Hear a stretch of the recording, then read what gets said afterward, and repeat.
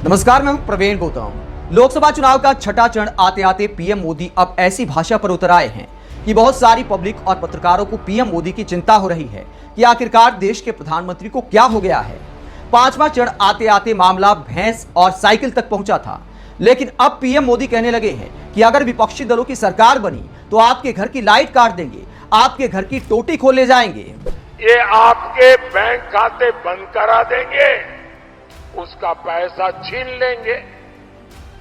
मोदी ने हर गांव में बिजली पहुंचाई, ये आपके घर में बिजली कनेक्शन कटा के फिर अंधेरा कर देंगे।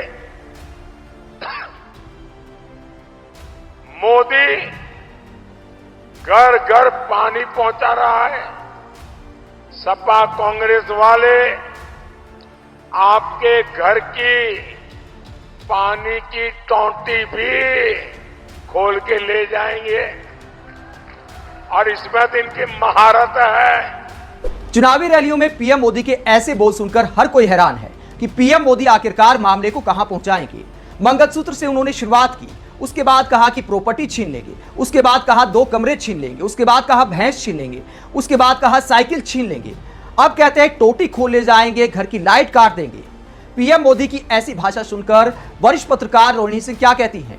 रोहिणी सिंह कटाक्ष करते हुए कहती हैं, आगे मोदी जी बोलेंगे, इंडिया वाले आपके फ्रिज में रखे दूध में नींबू डाल के भाग जाएंगे, इंडिया वाले सुबह आपके गेट पर रखा अखबार लेकर भाग जाएंगे, इंडिया वाले मेहमानों के आने जाने के बाद प्लेट में बची हुई बिस्किट खा जाएंगे। वहीं पत्रकार गोविंद प्रताप सिंह कहते हैं, मंगलसूत्र भैंस के बाद अब नया माल आया है, ये लोग आपके बैंक खाते बंद करके उसका पैसा छीन लेंगे, घर की बिजली कनेक्शन काट कर अंधेरा कर देंगे। मोदी पानी पहुंचा रहा है, ये आपके नल की टोटी खोले जाएंगे। मोदी जी आपकी हालत और गला खराब है, खांसी है, आराम कीजिए। अनुज जैन कहते हैं, सही बोल रहे हैं मोदी साहब, कांग्रेस आए तो हम सब आदि मानव के जमाने में पहुंच जाएंगे। बोल दो ना, हमारे पास न कपड़ा होगा पहनने के लिए, न खाना होगा खाने के लिए। कहा था ना, इनकी राजनीति सिर्फ 3 वजह से चलती है, एंटरटेनमेंट, एंटरटेनमेंट और एंटरटेनमेंट, और ये भी एंटरटेनमेंट है। वहीं रवीश कुमार ने पीएम मोदी के ऐसे जनता को डराने को लेकर भारतीय रेलवे का एक शौचालय का फोटो पोस्ट किया, जिसमें शौचालय के पास रखा मग बंधा हुआ होता है ताकि कोई खोल कर ना ले जाए। रवीश कुमार कहते हैं, कोई ले जाएगा, इस आशंका से इस मग को जंजीर से बांध दिया गया है। ले जाने से डराने के नाम पर आपकी हालत भी मग के जैसी हो सकती है। यानी रवीश कुमार कटाक्ष करते हैं कि देखिए देश की पब्लिक को कैसे डराया जा रहा है कि फला की सरकार आई तो ये ले जाएगा, वो ले जाएगा। दोस्तों, आखिरकार पीएम मोदी कहां जाकर रुकेंगे? अब तो चुनाव आयोग ने भी सुना दिया, हालांकि उनकी जगह जेपी नड्डा को सुनाया है कि आपकी पार्टी के स्टार प्रचारक ऐसी भाषा का इस्तेमाल करते हैं जो देश के लिए सही नहीं है। आप अपने स्टार प्रचारक को बोलिए कि ऐसी भाषा का इस्तेमाल ना करें। लेकिन पीएम मोदी आज की रैलियों में भी खुलकर हिंदू मुस्लिम कर रहे हैं। हरियाणा में जाकर भी जनता को कहते हैं कि फला पार्टी मुसलमानों के साथ है, सब कुछ मुसलमानों के नाम कर दिया जाएगा। एक देश तो बना दिया, अब भी वो अपने वोट बैंक के साथ खड़े हैं। आज की रैली में पीएम मोदी ने कैसी भाषा का इस्तेमाल किया, हरियाणा के भिवानी में, जरा सुनिए। कांग्रेस और इंडी वालों के लिए देश में भी बड़ा उसका अपना वोट बैंक है। इन लोगों ने वोट बैंक के लिए देश का विभाजन करवाया, एक भारत और दो मुस्लिम राष्ट्र बनाए। अब इंडी वाले लोग कह रहे हैं कि बचे हुए भारत पर भी पहला अधिकार मुसलमान का है। साथियों, अपने वोट बैंक को खुश करने के लिए इंडी गठबंधन वाले कुछ भी कर सकते हैं। हमारे यहां हरियाणा में हर कोई दिन में 200-400 बार राम राम बोलता है। हर 10 कदम पर वो राम राम बोलेगा ही बोलेगा। राम राम के बिना हरियाणा में कोई काम होता है क्या? लेकिन कांग्रेस का बस चले तो हरियाणा में राम का नाम लेने वालों पर ये लोगों को गिरफ्तार कर लें। कांग्रेस पूरे देश से ही राम को हटाना चाहती है। सवाल ये उठता है कि आखिरकार पीएम मोदी कहां जाकर रुकेंगे और चुनाव आयोग क्या कोई एक्शन लेगा। हालांकि पीएम मोदी अब चुनाव आयोग के बचाव में उतर आए हैं। पीएम मोदी ने चुनाव आयोग को लेकर क्या कहा, जरा सुनिए।